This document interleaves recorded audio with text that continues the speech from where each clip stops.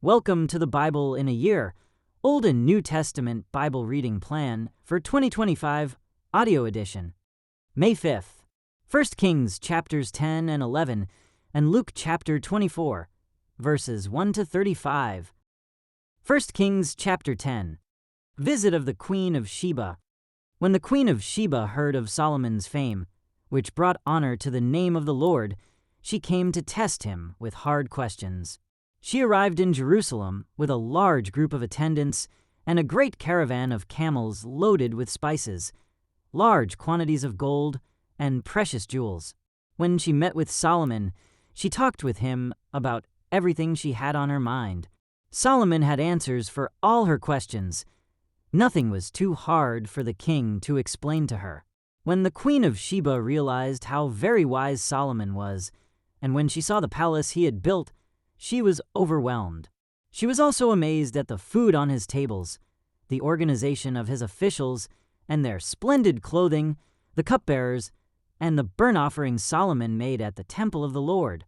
She exclaimed to the king, "Everything I heard in my country about your achievements and wisdom is true. I didn't believe what was said until I arrived here and saw it with my own eyes. In fact, I had not heard the half of it. Your wisdom and prosperity are far beyond what I was told. How happy your people must be. What a privilege for your officials to stand here day after day, listening to your wisdom. Praise the Lord your God, who delights in you and has placed you on the throne of Israel. Because of the Lord's eternal love for Israel, he has made you king so you can rule with justice and righteousness." Then she gave the king a gift of 9,000 pounds of gold, great quantities of spices, and precious jewels. Never again were so many spices brought in as those the Queen of Sheba gave to King Solomon. In addition, Hiram's ships brought gold from Ophir, and they also brought rich cargoes of red sandalwood and precious jewels. The king used the sandalwood to make railings for the temple of the Lord and the royal palace, and to construct lyres and harps for the musicians. Never before or since has there been such a supply of sandalwood. King Solomon gave the Queen of Sheba whatever she asked for, besides all the customary gifts he had so generously given. Then she and all her attendants returned to their own land. Solomon's wealth and splendor. Each year Solomon received about 25 tons of gold. This did not include the additional revenue he received from merchants and traders, all the kings of Arabia, and the governors of the land. King Solomon made 200 large shields of hammered gold, each weighing more than 15 pounds. He also made 300 smaller shields of hammered gold, each weighing nearly 4 pounds. The king placed these shields in the palace of the forest of Lebanon. Then the king made a huge throne, decorated with ivory and overlaid with fine gold. The throne had 6 steps and a rounded back.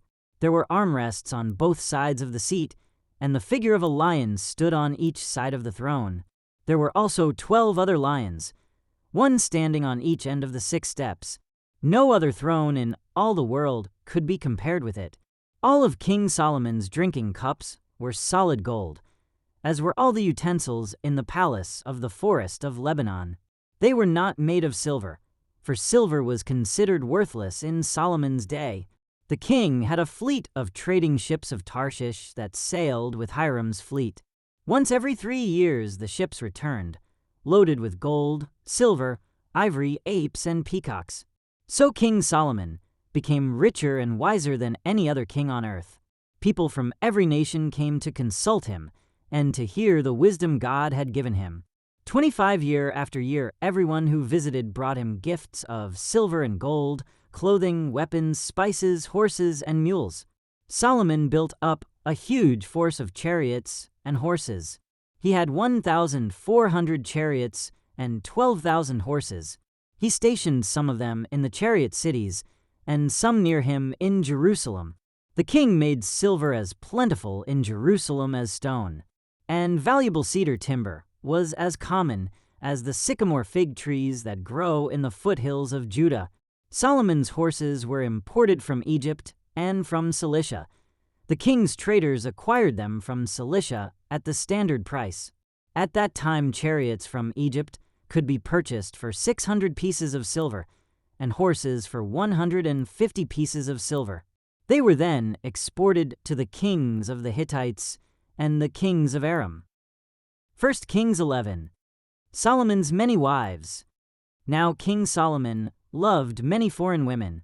Besides Pharaoh's daughter, he married women from Moab, Ammon, Edom, Sidon, and from among the Hittites. The Lord had clearly instructed the people of Israel, "You must not marry them, because they will turn your hearts to their gods." Yet Solomon insisted on loving them anyway. He had 700 wives of royal birth and 300 concubines. And in fact, they did turn his heart away from the Lord. In Solomon's old age, they turned his heart to worship other gods instead of being completely faithful to the Lord his God, as his father David had been. Solomon worshipped Ashtoreth, the goddess of the Sidonians, and Molech, the detestable god of the Ammonites.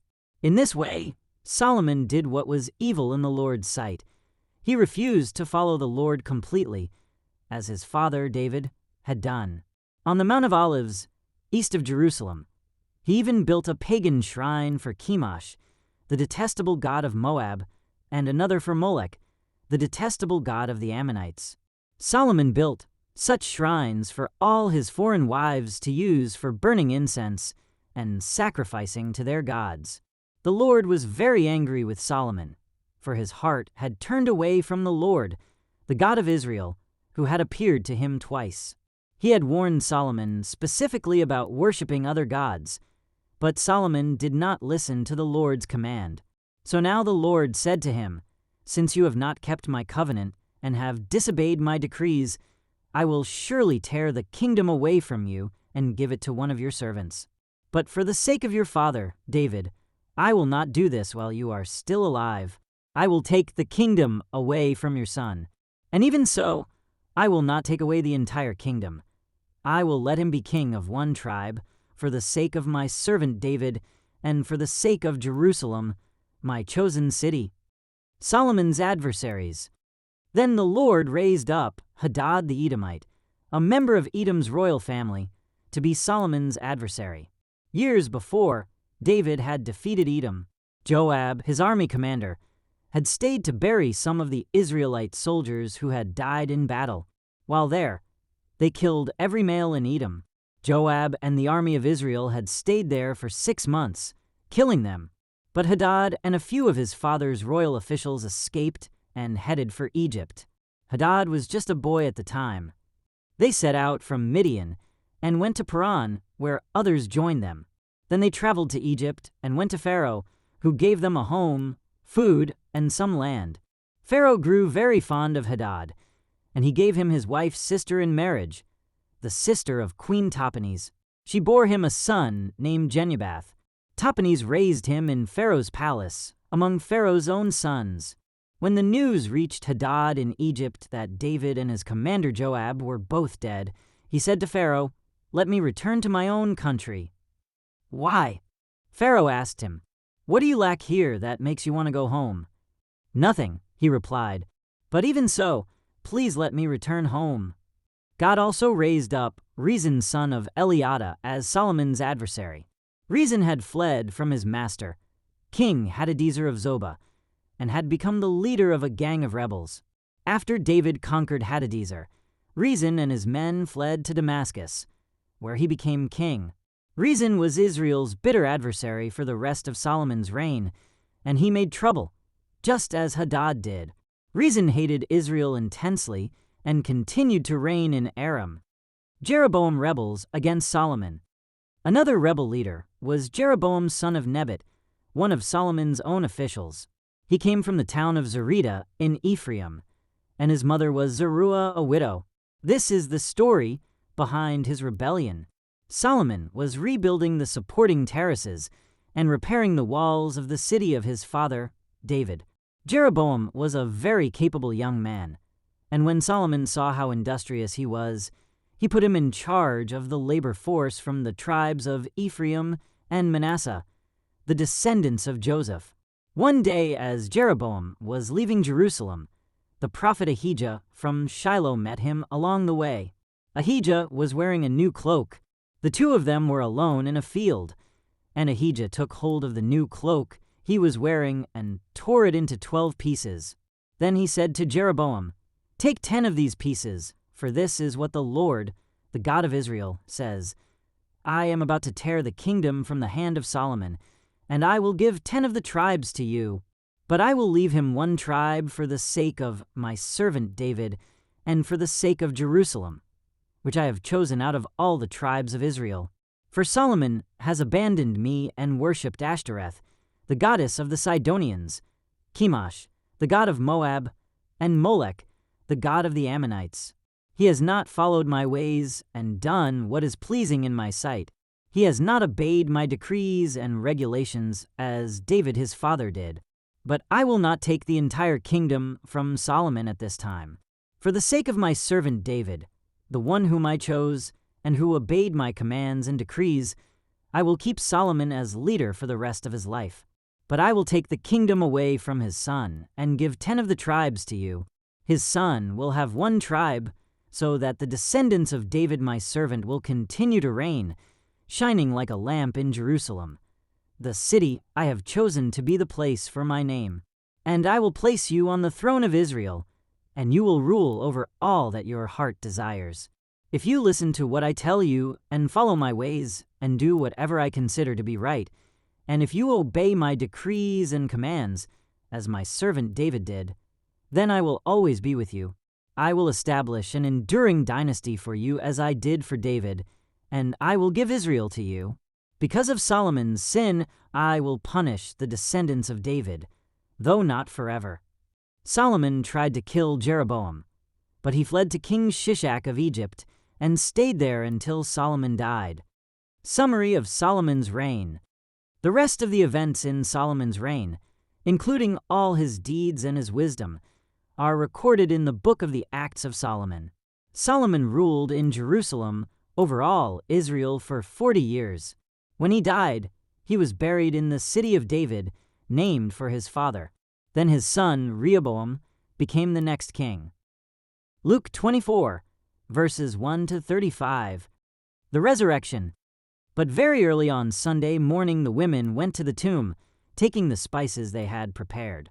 They found that the stone had been rolled away from the entrance. So they went in, but they didn't find the body of the Lord Jesus. As they stood there puzzled, 2 men suddenly appeared to them, clothed in dazzling robes. The women were terrified and bowed with their faces to the ground. Then the men asked, "Why are you looking among the dead for someone who is alive? He isn't here. He is risen from the dead. Remember what he told you back in Galilee, that the Son of Man must be betrayed into the hands of sinful men and be crucified, and that he would rise again on the 3rd day." Then they remembered that he had said this. So they rushed back from the tomb to tell his 11 disciples and everyone else what had happened. It was Mary Magdalene, Joanna, Mary the mother of James, and several other women who told the apostles what had happened. But the story sounded like nonsense to the men, so they didn't believe it. However, Peter jumped up and ran to the tomb to look. Stooping, he peered in and saw the empty linen wrappings. Then he went home again, wondering what had happened. The walk to Emmaus.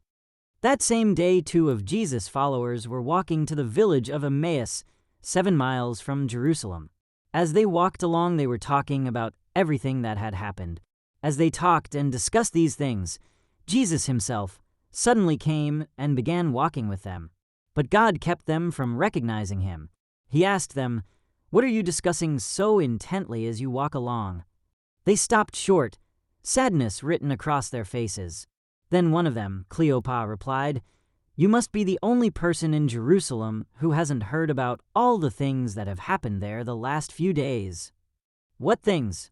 Jesus asked. "The things that happened to Jesus, the man from Nazareth," they said. "He was a prophet who did powerful miracles, and he was a mighty teacher in the eyes of God and all the people. But our leading priests and other religious leaders handed him over to be condemned to death, and they crucified him. We had hoped he was the Messiah who had come to rescue Israel." This all happened 3 days ago. Then some women from our group of his followers were at his tomb early this morning, and they came back with an amazing report. They said his body was missing, and they had seen angels who told them Jesus is alive. Some of our men ran out to see, and sure enough, his body was gone, just as the women had said.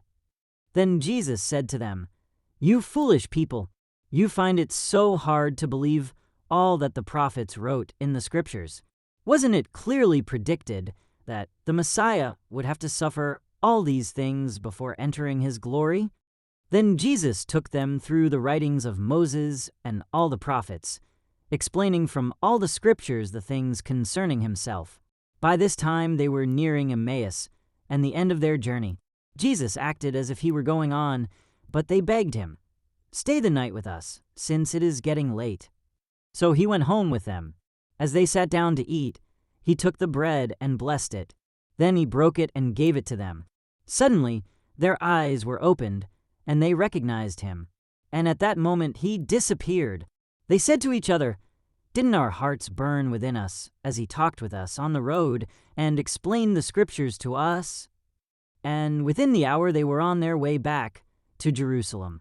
There they found the 11 disciples and the others who had gathered with them, who said, "The Lord has really risen." He appeared to Peter. Jesus appears to the disciples. Then the two from Emmaus told their story of how Jesus had appeared to them as they were walking along the road, and how they had recognized him as he was breaking the bread. Thank you for joining as we read through the Bible in 1 year. This has been day 125.